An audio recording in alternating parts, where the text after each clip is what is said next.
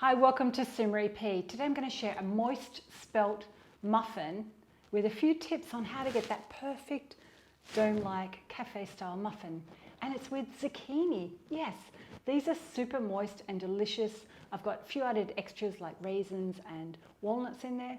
So come with me and let's get mixing. So in my bowl here, I'm going to do all the dry ingredients. So in here I've got a combination of white spelt flour, 1 cup or 150 grams, and whole grain spelt flour, 3/4 of a cup. I think that's 70 grams. So I'm just going to whisk those together. And in here I'm going to add 1 teaspoon of baking powder and 1/2 teaspoon of baking soda. That's the raising agents. I've grated some fresh nutmeg. That's 1/4 teaspoon. And in here I've got all my spices and flavours. 2 teaspoons of ground cinnamon, 1/2 teaspoon of ginger, and 1/4 teaspoon of salt. This recipe was inspired by another blogger called Sally's Baking Edition. Thank you, Sally, for sharing this recipe, and I'm adapting it to spelt flour. Sally does it with just regular wheat flour. So that's all my dry ingredients, all mixed together. So I'm going to swap bowls. In my large bowl, I've got my sugars. I've got 3/4 cup of brown sugar, or that is 65 grams. It's actually 1/3 cup, sorry. And 100 grams or 1/2 cup of white sugar. Now you can reduce the sugars, but just bear in mind that when you change the balance of the sugars and the oils, you will affect the moisture of the muffin. I'm going to put 2 whole eggs in here. You could probably do this recipe with a flax egg or an egg alternative.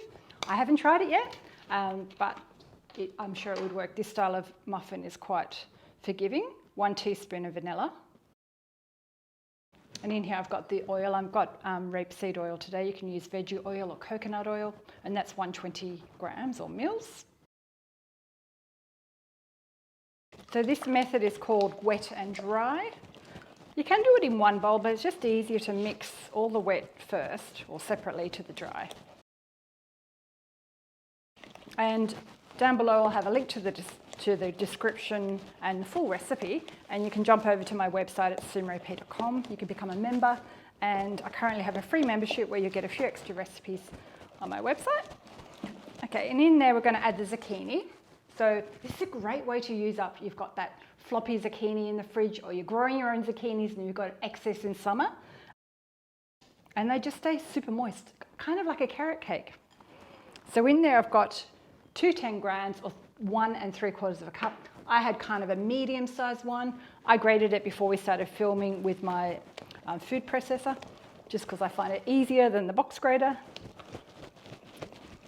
And I've got some soya milk here. That's 3 tablespoons. You can do about 2 to 3 tablespoons, any kind of milk you like. And the little extras I'm going to add in, I've got some chopped toasted walnuts. And that is, it's about 1/4 cup, 30 grams. You can mix and match to different nuts.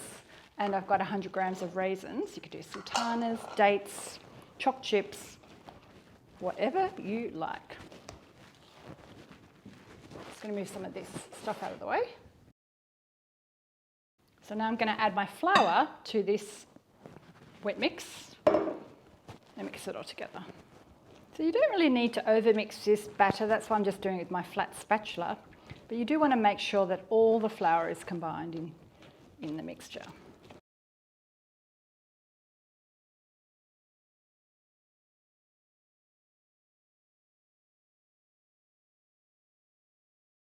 So a tip I'm going to do is I'm going to fill them quite full today. So it's about 2 ice cream scoops. So it's almost near the top. Oh, I should have said, I've got my oven preheating at 200 degrees with a fan. And as usual, I'll pop some other temperatures above.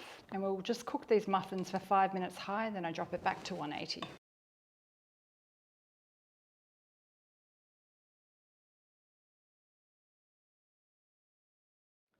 I'm going to bake my muffins at 200 degrees C with a fan for 5 minutes, then drop it down to 180 and cook it for another about 11 to 13 minutes. I'll keep an eye on them and bring them out when they're cooked on the inside.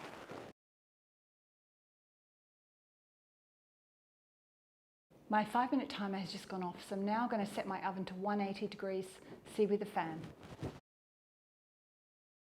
And now I'm going to cook it for another 11 to 13 minutes. Hey Siri, set the timer for 11 minutes. Now the timer just went off and I'm just going to check them. My skewer comes out clean. They're done. They've got these lovely muffin tops, which I promised you. I'll show you one.